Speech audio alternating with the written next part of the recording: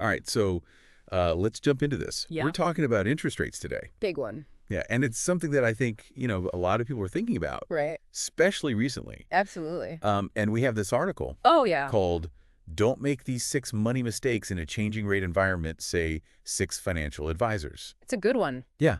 This is a really good one. We keep hearing about these rate cuts. Right. And everyone's wondering, like, okay, what does this mean for me? Sure. The Fed just cut rates again. Yeah. Like And nothing. the CME FedWatch tool, Yeah. which is, predicts what the Fed's going to do, Okay. is saying we might see another one. So, like, are we going into a recession? Are we not? Like, nobody seems to know. Right. Nobody knows. Yeah, It's like yeah. nobody has any idea what's going on. So it's easy to just be like, well, I'm just going to wait until things settle down. Wait for the perfect moment to invest, right? Exactly. Yeah. Like, maybe I should wait until the market crashes and then just dump all my money in. You're going to buy low, right? Yeah, exactly. Or, like, those high-yield savings accounts are starting to look really good. Yeah, 3%. Right. Like, that's actually some decent interest for once. It's true.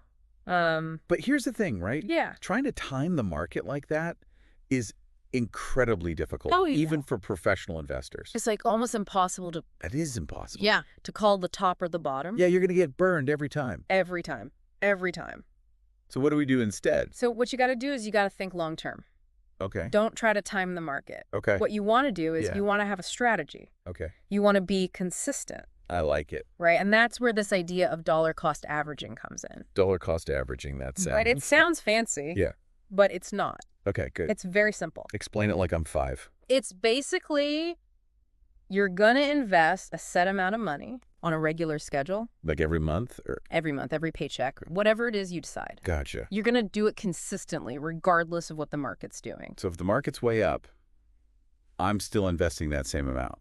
Exactly. If it's way down, I'm still... You're still putting in the money. Okay. That's it. I can do that. And it's really powerful because it takes the emotion out of it. Yeah. Because when I see my account and it's down, You panic. yeah. And then when it's up, I'm like, I should have put more in. Right, exactly. So this kind of just takes the emotion out of it. levels it out. Yeah, you're not making those emotional decisions. I like it. Okay. Because you already have the plan. So it's kind of like, It's like building a house. yeah, Right? You can't just like airlift the whole thing in. build the roof first. Yeah, you got to start with the foundation and build up brick by brick. Exactly. Okay, I'm with you. Right. It's a process. So we've got to stop trying to predict the market Yes. because none of us can do that. Yeah. You can't do it. All right, so what about the news? Oh, God. Like every day, it seems like there's a new headline Every day. about the market. The new crisis. Yeah, and it's like, is this the one? Should I be worried?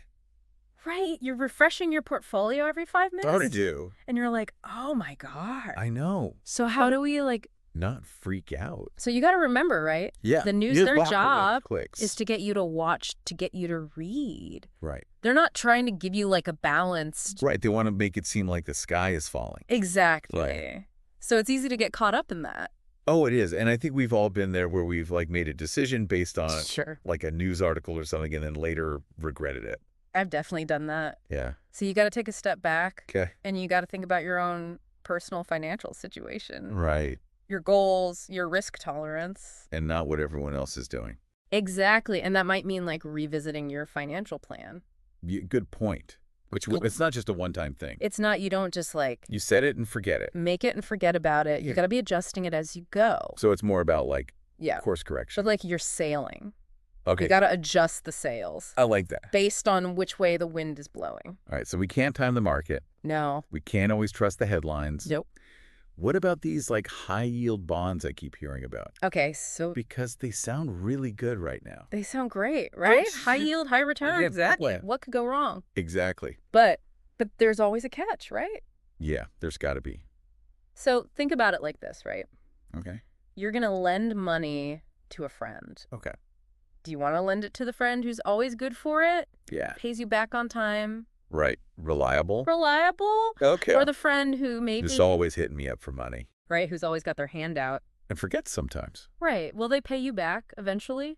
Yeah, probably. Probably. But it might take a while. yeah. And are they going to offer you a really high interest rate to make it worth your while? Oh, I see where you're going with this. Right. So these high yield bonds They're kind of like that friend They're like that risky friend who might not pay. who might not pay you back. Okay. So they're issued by companies or governments Okay. that are considered a little bit riskier. So maybe they're already in a lot of debt. Yeah, they might already be in debt. Oh. Or the industry that they're in Is struggling. is not doing so well. Okay. And especially when the economy is not doing well, Right. these companies are more likely to default on their loans, Which means which means if you invested in their bonds, I'm out of luck. you could lose your money. Okay. Yeah.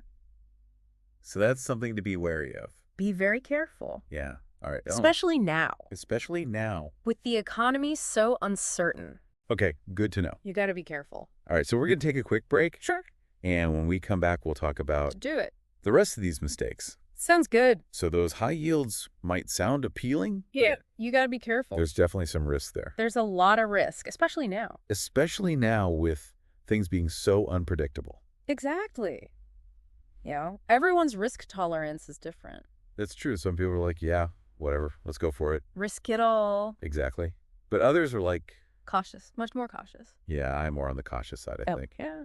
And that's okay. Especially when it comes to like my money. Right. Exactly. You want to be really careful. Okay, so let's move on to mistake number 4.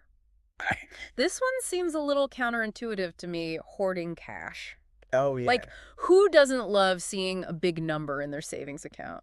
Especially with these high yield savings accounts we were just talking about. Exactly. Like, finally, I can actually earn some interest. Right. 3%, baby. Right. There's always a but. Okay. What's the catch? So, holding on to too much cash, Okay. even in a high yield account, can actually work against you. How so? Inflation, my friend. Oh, right. Inflation. That sneaky, sneaky thing. Yeah. It's like it just eats away at your money. It's like you put 20 grand under your mattress today, Okay. 5 years from now, Yeah. you're not going to be able to buy as much with that 20 grand. Right. Because everything will be more expensive. Exactly. Okay. So even though cash feels safe, It feels safe. it's not actually that safe. It's not growing as fast as it could be. Got it. And those high yield rates, Yeah. those might not last forever. Oh, right. Because they're just trying to get you in the door. They want your money right now. Okay. So I shouldn't get too comfortable Don't get too comfortable. with that 3%. Exactly. All right. So don't hoard cash. Put that cash to work. Make it grow. Exactly. Okay. What about the flip side of that? Okay. Waiting too long to act. Because we talked about waiting for the perfect moment to invest. Right.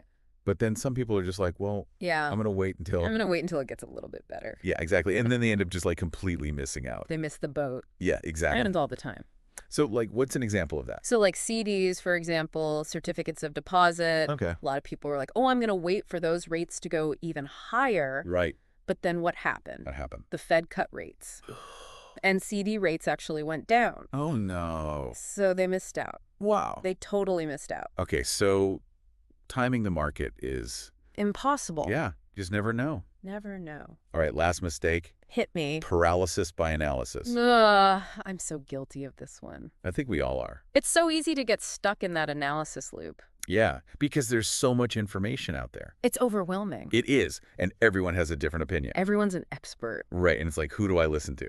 Exactly. You're just like scrolling through your phone. Yeah, just like refreshing Twitter. Looking at charts. Yeah, trying to like make sense of it all. And you end up more confused than when you started. Yes, exactly. So what do you do? Yeah, how do we break free from this cycle? Well, first you got to remember what we talked about earlier. Okay. Having a plan. Right. My financial plan. Your roadmap. My roadmap. Okay. Where are you going? Got it. What are your goals? Okay. That's your risk tolerance. All right, so that's step one.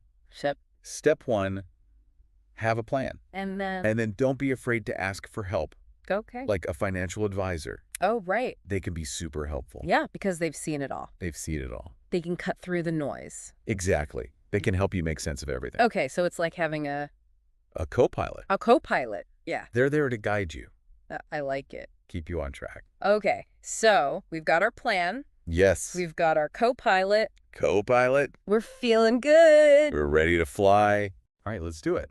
Yeah, Right? They can help you stay calm exactly. when everything's going crazy. Yeah, because we all know it's going to happen again. That was going to happen again. At some point. That's the only thing that's certain, right? That's the only thing we know for sure. Okay, so we talked about 6 big mistakes to avoid Yeah.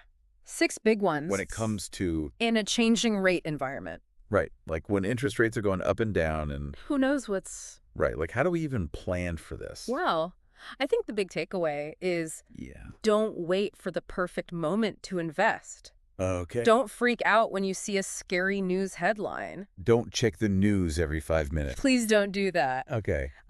What else? Be careful about those high-yield bonds. Right. Don't just jump in because it says high yield. Okay. Yeah. You got to read the fine print. Exactly. Don't hoard your cash. Okay, make it work for you. Make it work for you, exactly. Don't wait too long to act. Because you'll miss out. Yeah. FOMO is real. It is. And don't get stuck in that analysis paralysis. Oh my God. Yeah. Just too much information. Step away from the computer. Close the laptop. Exactly. Okay, so those are the 6 mistakes. 6 mistakes. What's like the overall... So what should people do? Yeah, like how do we actually like wrap our heads around all of this? Well, I think the most important thing is to be proactive, Okay. not reactive, right? Yeah. So don't just like wait for something to happen and then react to it. Right. Have a plan. Okay. Be prepared. Be prepared. And don't be afraid to ask for help. Yeah, find a co-pilot. Find a co-pilot. Exactly. I love that analogy. Because you're on this journey, right? It's a financial journey. Yeah, this is your financial life we're talking about here. Exactly. And it's not always going to be smooth sailing. No, there's going to be turbulence. There's going to be storms. There's going to be engine problems. Oh my gosh. You don't even know. Okay. But if you have a good co-pilot, Yeah. they can help you navigate through it All right. I like it. and get you to your destination safely. So we've been talking a lot about interest rates. Yeah. But like... Rates are just one piece of the puzzle. Exactly. It's not the whole picture. It's not the whole picture, no. So like what else should we be thinking about? Well, interest rates are really just a reflection of like the broader economy, right? That was a good point. So you got to look at the bigger picture. Okay. What's happening in the world. Right. What's happening in different industries. What could be coming down the road. Exactly what trends are emerging. Okay. Because those are all going to have an impact on your financial life. That's a good point. So like if interest rates are going up, Yeah. maybe that means inflation's still a problem. Right. Or maybe the economy is actually doing better than we thought. Oh, I didn't think about it that way. It could be a good thing. Okay. Or a bad thing. So we got to stay informed, Stay strong. but not freak out. Right. Find a balance. Yeah, exactly. Knowledge is power. Knowledge is power. I like it. That's the saying, right? That's what they say. All right, so as we wrap up here, Yeah. just remember, you're not alone in this. We're all in this together. We're all on this journey together. I like it, all right. So thanks for joining us. Yeah, thanks for being here. For this deep dive into Of the crazy world the wild world of interest rates. of interest rates and the economy. Yeah, everything else. And until next time. Stay informed.